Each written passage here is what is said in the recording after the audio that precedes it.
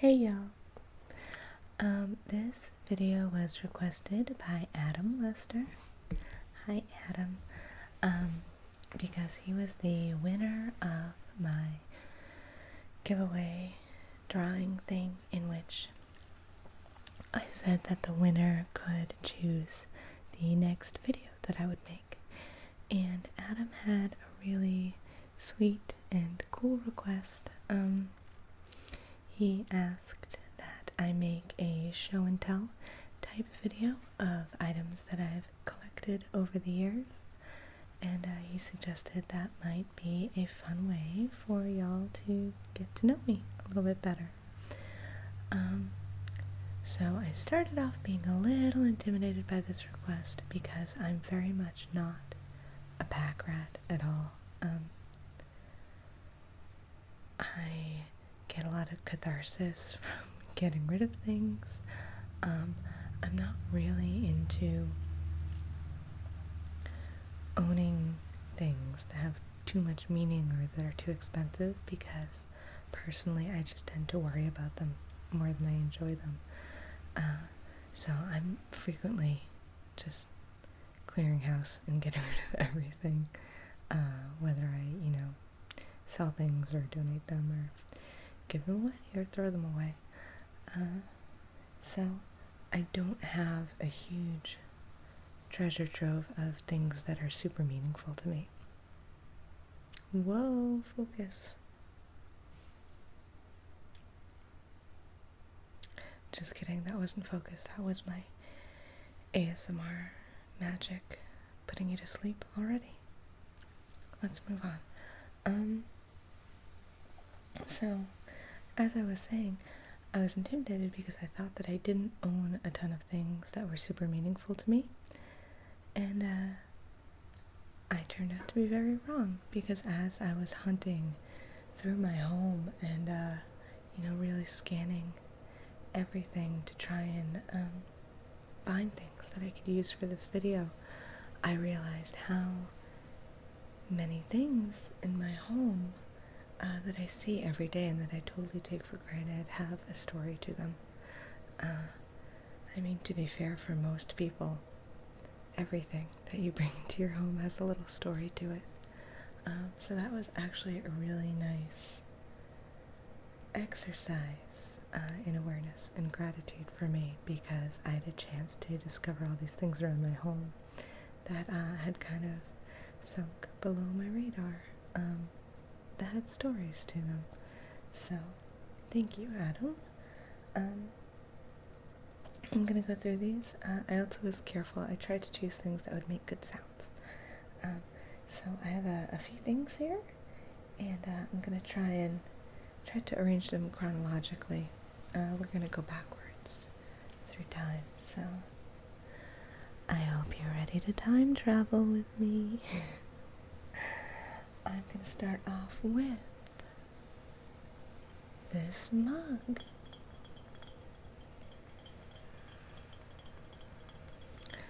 We're gonna do a little tapping and then I'll tell the story.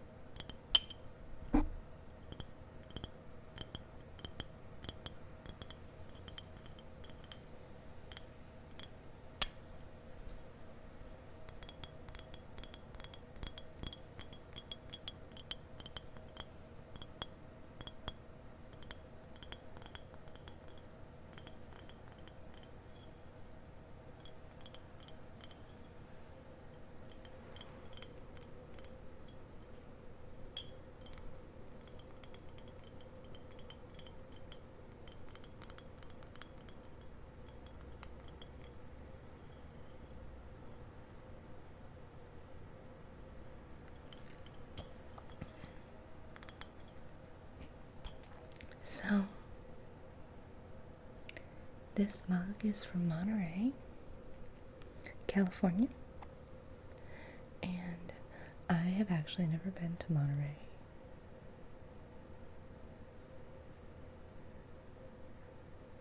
That's a lie. I've totally been to Monterey. Yes. Monterey is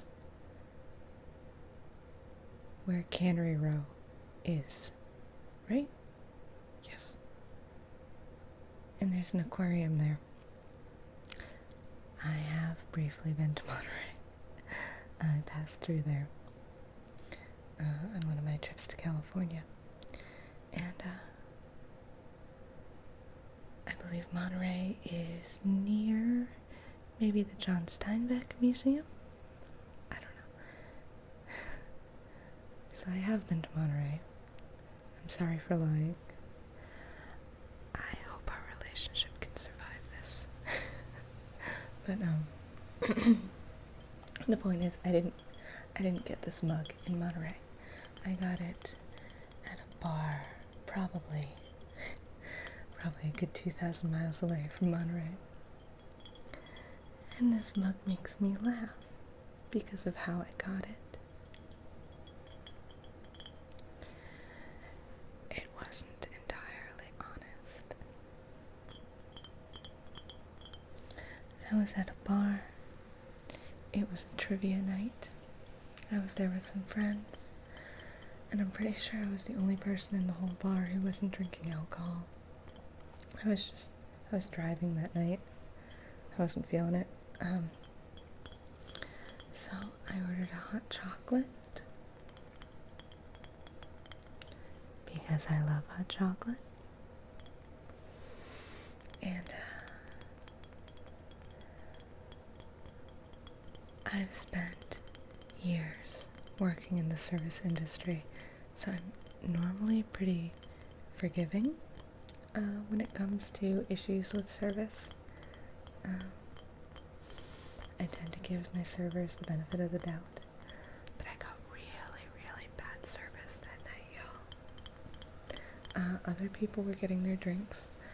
I don't know if my server just wasn't interested in me because I wasn't ordering alcohol, so I had like a really low tab. It's no excuse, but my guess is maybe that's what was going on.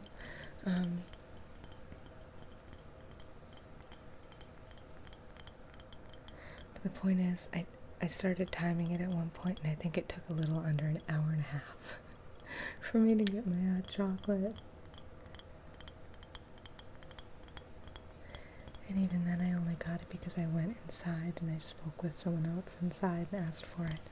And when I finally got it, it was in this little mug. The hot chocolate maybe came like 2/3 of the way up. It was really bad hot chocolate. It was like that powdered stuff that was mixed with water. And it wasn't stirred all the way, so there was like powdered clumps floating on top. And I was so annoyed. I was so annoyed by the whole thing that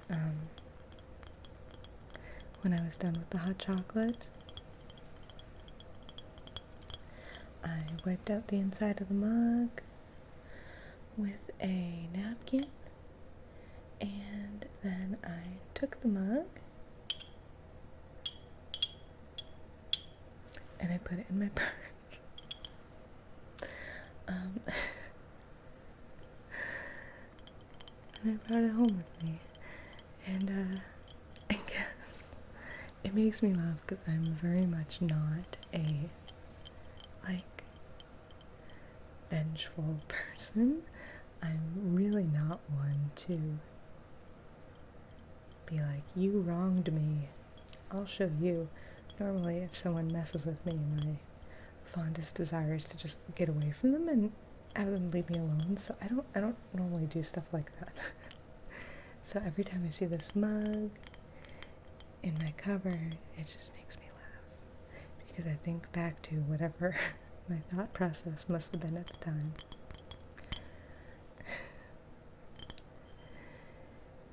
take an hour and a half to get me hot chocolate, will you?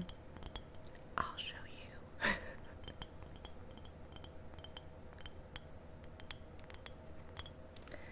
And I never use this mug because it's little and I have bigger mugs. And I just don't drink reasonably sized hot beverages. I like big ones. So pretty much all this mug does is sit in my cupboard and make me laugh whenever I see it. And I guess it also now makes me want to go back to Monterey. Okay. So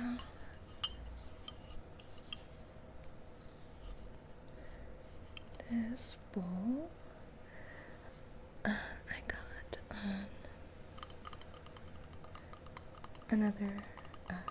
I got on a trip in Pennsylvania. I think this has shown up in a couple other of my videos.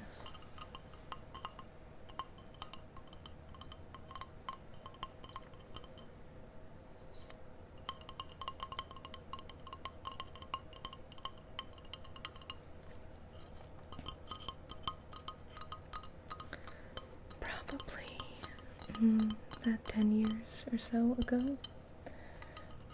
I was on a trip through Pennsylvania with my parents. We had gone to Gettysburg and then we did a trip through Amish country. And that's where we got this. We went to some sort of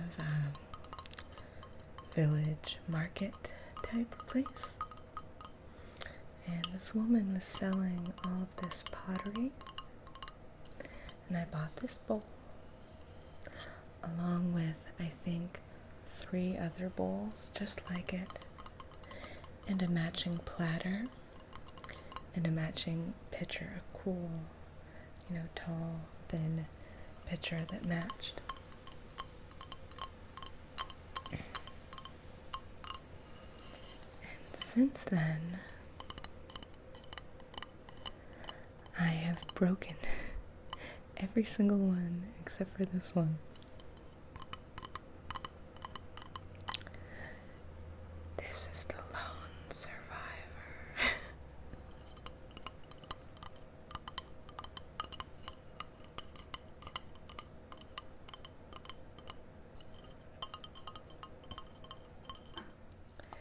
And this means a lot to me. Not just because I like it and because I got it on a trip that I really enjoyed, but because it's important to me that I continue using it. I still use it for soups and things like that occasionally. There's a part of me that wants to not use it, that wants to put it up on a high shelf where it'll be safe from my ridiculous clumsiness, because I know I'm gonna break this thing someday. That's gonna be a sad day.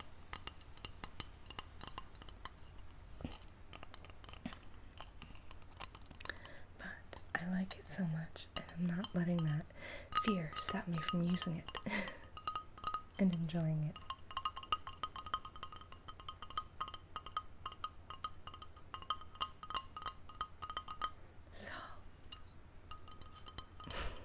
When I inevitably destroy this thing someday, I guess I'll just have to go back.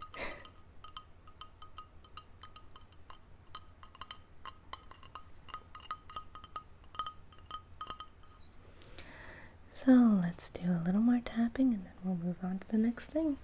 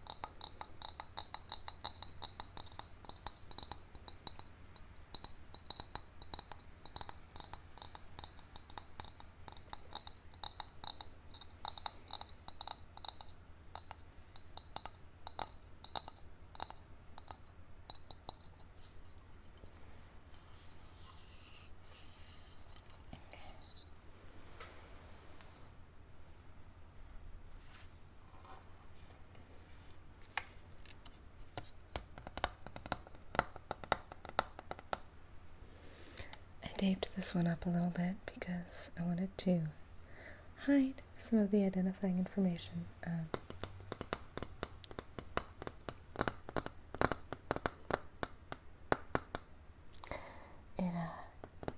It has some information about the college where I earned my first degree.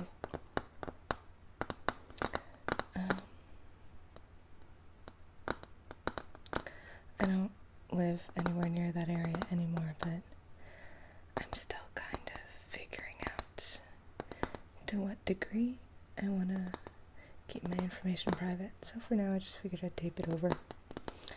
But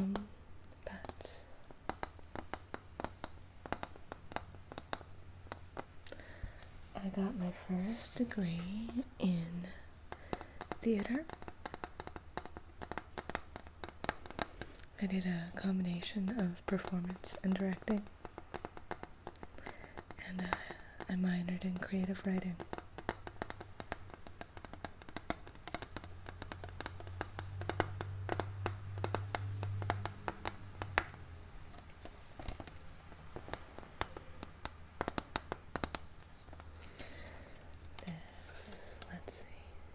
This is me.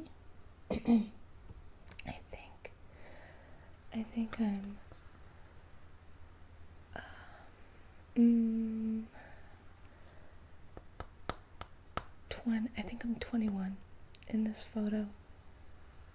Yeah, 21. I'm tiny. I'm 21, and I don't know if you can really tell, but I have dreads, and I'm very intently focused on what I'm doing. That photograph is from a rehearsal for the first full-length production that I ever directed. So it has a really special place in my heart. I had done some directing on a smaller scale and a number of situations before that, but this was the first one that I totally, chose to play, presented it to a committee, had it accepted, chose, staff members, did the auditions, everything. So that's me executing my vision. And here's the marquee. It was Arthur Miller's The Crucible, which is a play that I'm still very fond of. And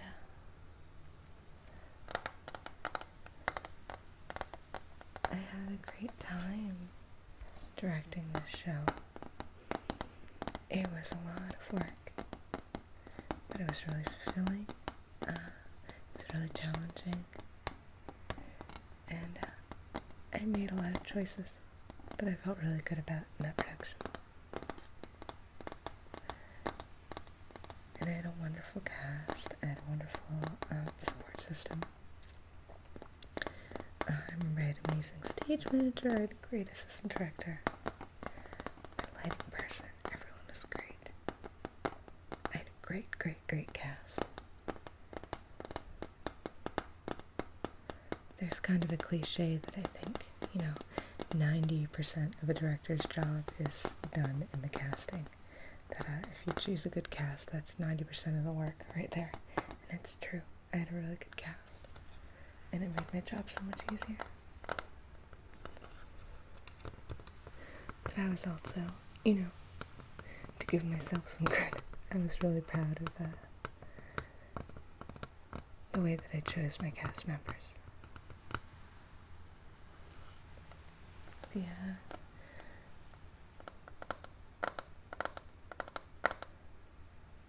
The guy that I was dating at the time was a photographer, and he took this photo. He took a bunch of rehearsal photos for me. I still have all those photos and I treasure them. And he's actually moved on since then to become a really successful photographer. He's doing really well for himself. He's incredibly talented. So that's another reason to enjoy this photo. I think my mom took this one.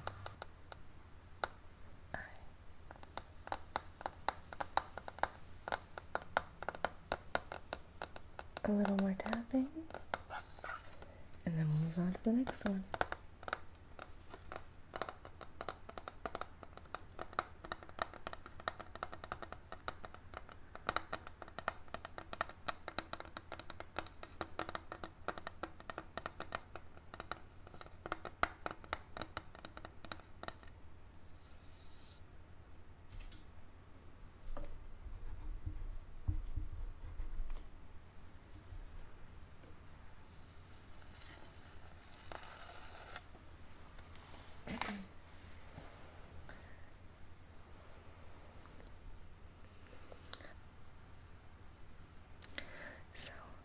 That same young gentleman that I've been dating who took that last photograph took this next photograph. This is my first semi-professional headshot when I was in college and I was starting to audition a lot. So once again, I think I'm 20 or 21 in this photo.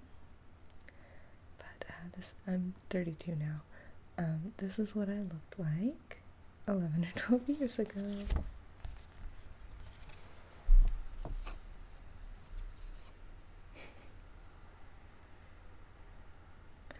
I played a lot of edgy characters. I was cast as like weird, edgy, quirky characters a lot.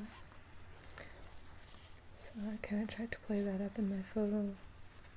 Thought it was appropriate to wear a dog collar type choker. I don't know.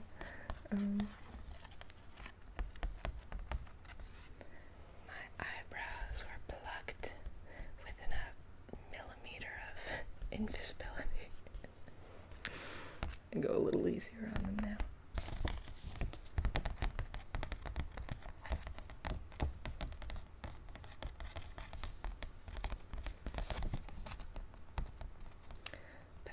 This was a fun photo of me looking very young and dramatic.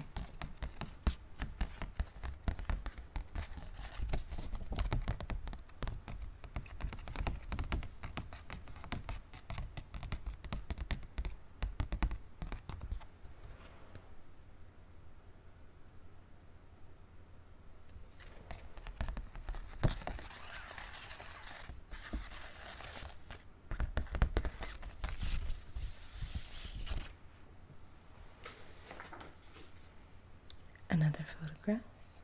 Are you ready for this one?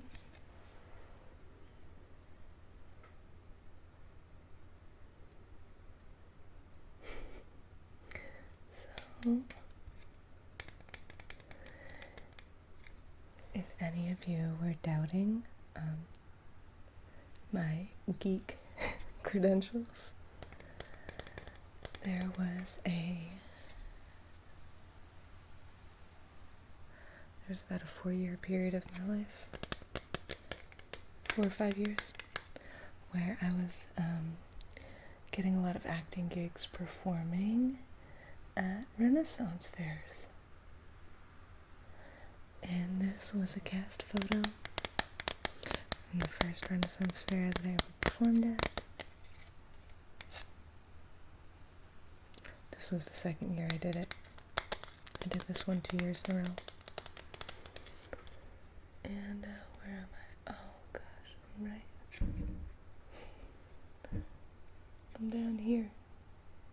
A big yellow skirt and a little black corset.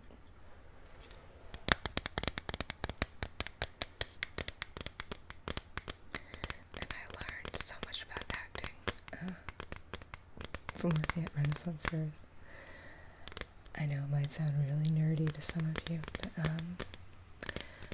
for those of you who aren't familiar with how it works, I was a interactive costumed actor. I had a character, and I would spend the whole day just walking around, interacting with patrons in character.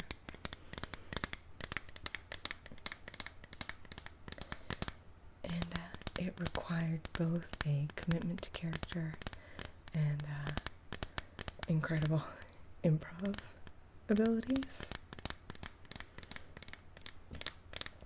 Just because people would throw all kinds of things at you to try and screw you up, make you laugh, or whatever. And, you know, it's hard enough to go on stage with a bunch of lines that you've learned.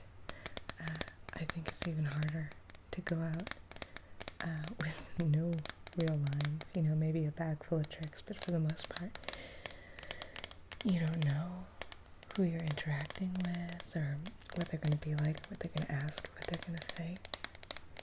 So you have to feel confident enough in your character and your choices that no matter what they throw at you, you can throw something back. Let's see. On the ends here, we have Paul and Dave. I remember they were the directors of that program. They taught me a lot. I'm really grateful to them.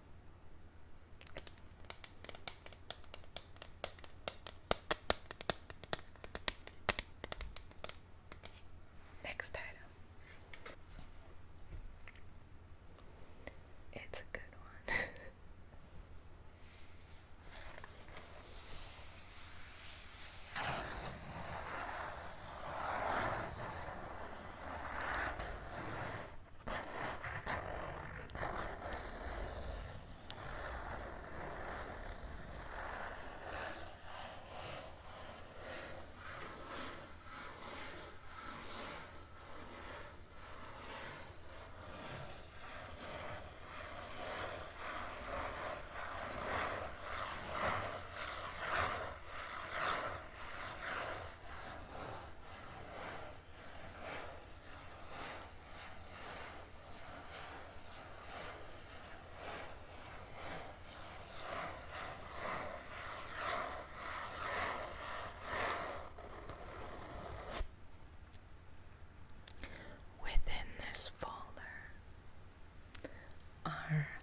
Before and after photographs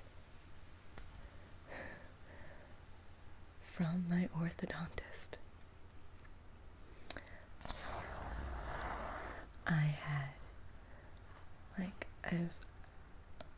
a little bit of an overbite now. My teeth were bad, y'all. My teeth were really bad when I was a kid. I had buck teeth. And I had an overbite. And it was so bad that as a child, the roof of my mouth would be bleeding all the time because my bottom teeth actually dug into the roof of my mouth. They were that badly misaligned. So I had braces for years and years and years.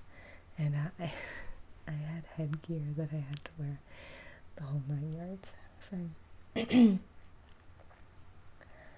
I was a pretty big weirdo to begin with, but the headgear and the braces really cemented my social pariah status for most of my youth.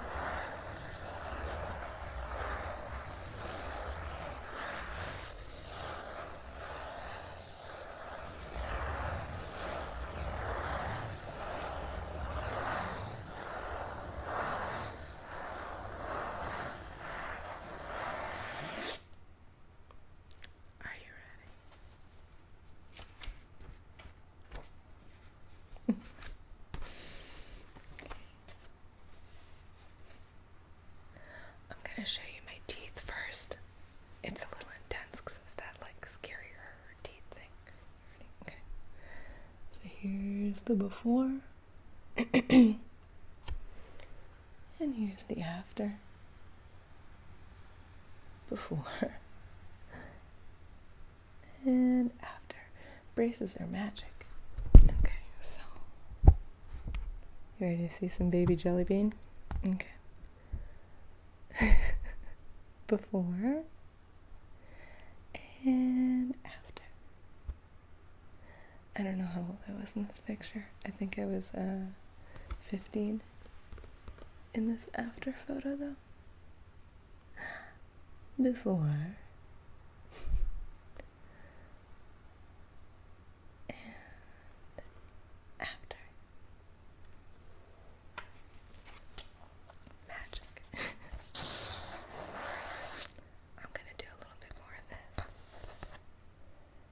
and then we'll move on to the last thing, alright?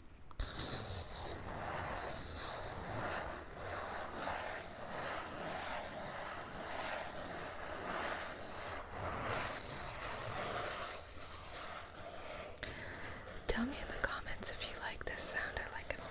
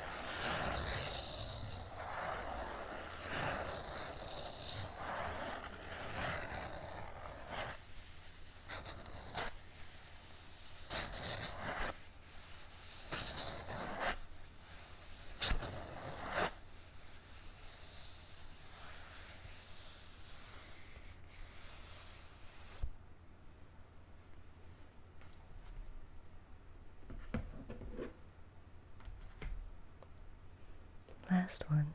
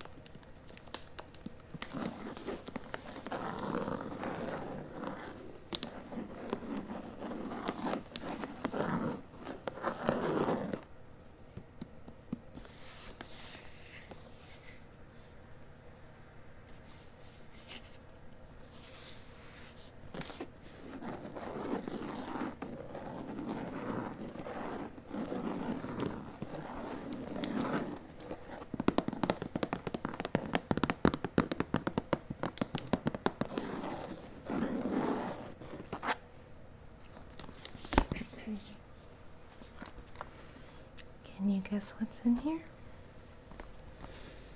It's taped up. It hasn't been opened in a while, so it actually probably hasn't been opened in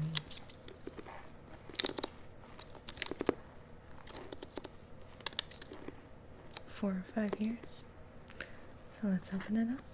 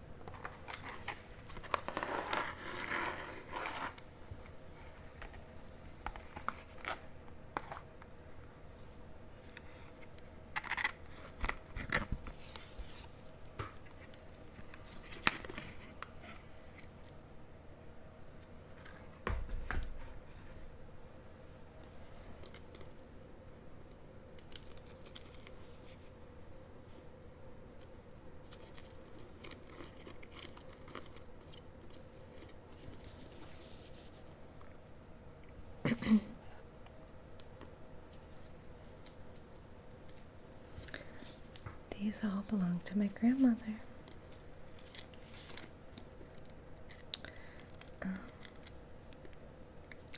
They're all, I have to be really careful with them.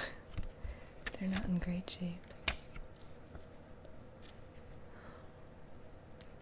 They're all either little Bibles or little religious texts.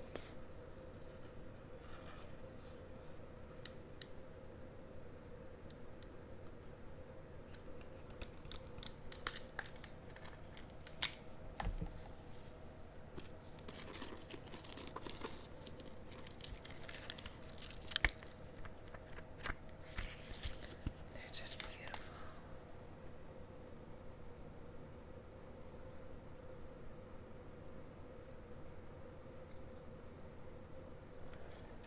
And they're all very old by North American standards. Let's see if I can get some years on these. My grandmother on my father's side was a very devout Catholic. And regardless of my own personal feelings about Catholicism, I loved that she loved it so much. I know it meant a lot to her. And that she found a lot of comfort in it. She was just a very kind person.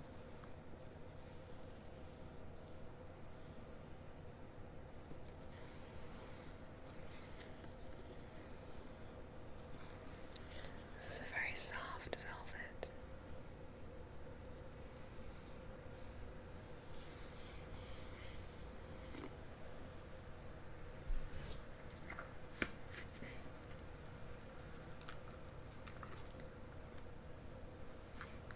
My grandmother died about 15 years ago, so she's been not around for some time. I believe after she passed away, my father collected a bunch of her things, and it somehow, I found this huge, I have 1, 2, 3, I think I have 7 of them. She had way more than that, and I just selected a few, and I asked if I could have them.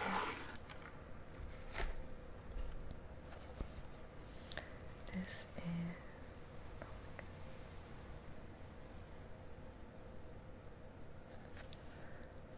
See the inscription on this? It's faded, but 1899.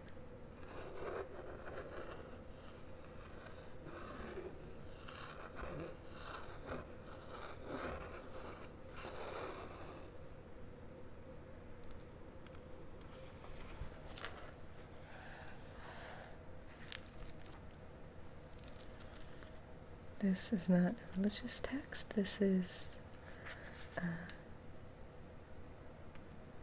here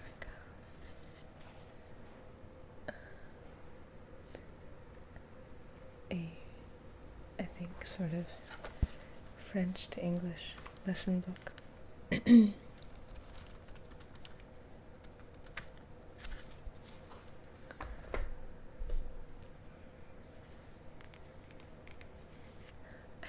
I don't know a lot about Catholicism, so I know some of these aren't Bibles, but they're religiously oriented. They smell amazing. They smell like my grandmother's lotion and powder cabinet. It's really beautiful. I don't know what would these be called? Are those lithographs? On every page. Sort of gold-edged pages.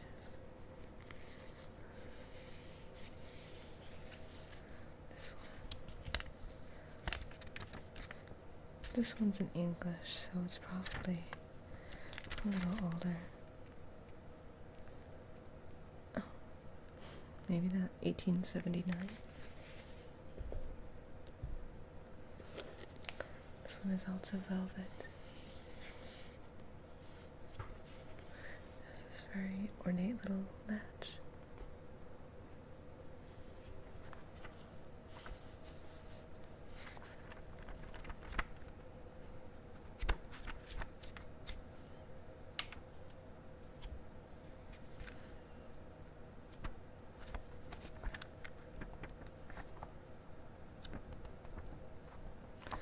This is also in French.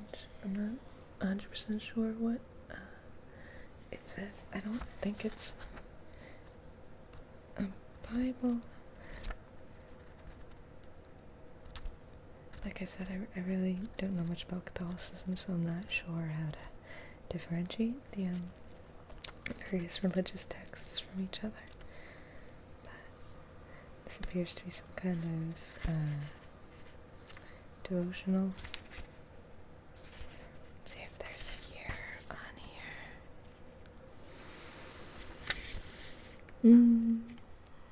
It looks like it was.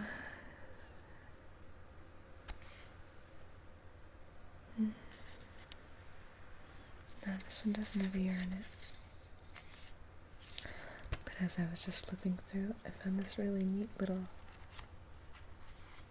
bookmark kind of thing.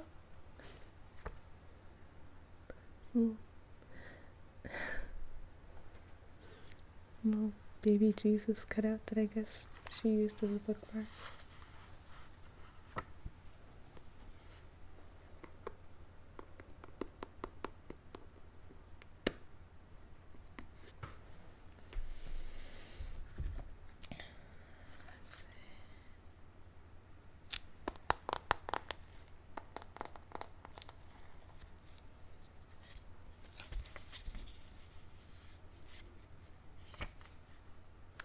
This is a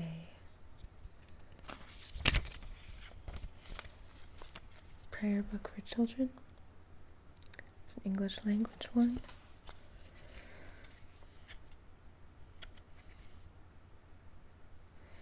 I assume that all these English ones, for the most part, are a little more recent, because she probably got these after she moved to the US.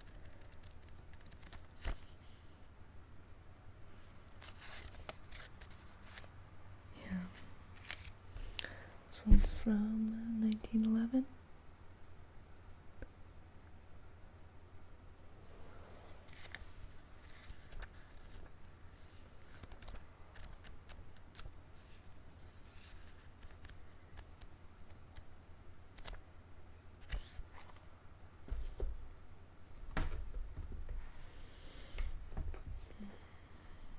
This is another one with a really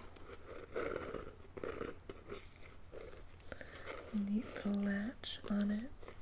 The outside feels like some kind of leather or something. It's just really beautiful and ornate. Let's see.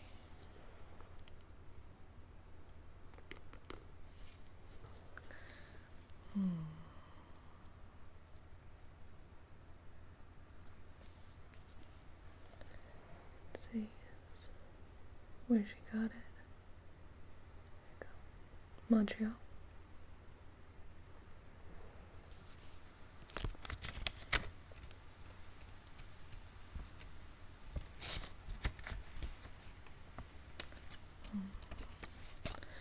This one actually has a lot of damage on the page. Ooh. Yeah, it's falling apart. Let's close this one up before I break it anymore.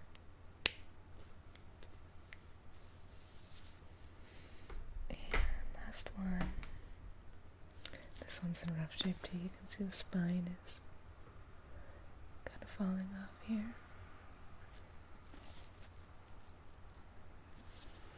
It looks like there was some kind of image here. I'm guessing a Virgin Mary or something like that.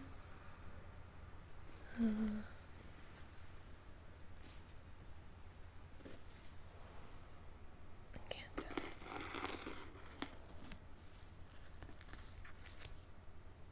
Oh wow.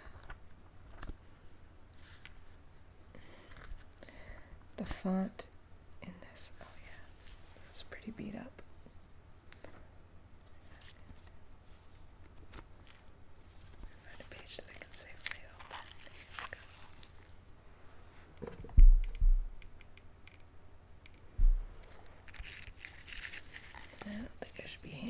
this one too much more. But let's see if I can find a date on this one. This one appears to be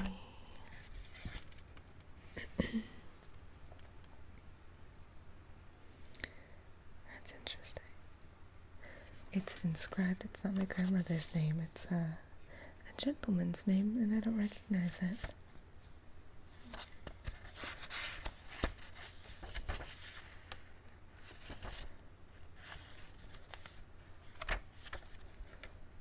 I can't find a date, but it's old. It's an old book. Give it a rest now, because it feels like it's crumbling beneath my fingers. Alright. So, with those books, they've just been living in that Tupperware container because I don't know what to do with them. I'd love to be able to display them somehow. I'm not really sure how to best display them while still preserving them. We'll see. I'll figure something out someday. I'm gonna put them back in that box. And hopefully I didn't screw them up too much. But yeah, that's everything. That's everything I collected. I hope you enjoyed seeing some of the items I've collected that mean something to me. I hope I was able to make some relaxing sounds for you. And I hope that wherever you are, whatever you're doing, I hope you have an awesome day, or a wonderful evening, or very sweet dreams. And I'll see you next time. Thanks so much for coming to hang out with me. Y'all take care, okay? Bye.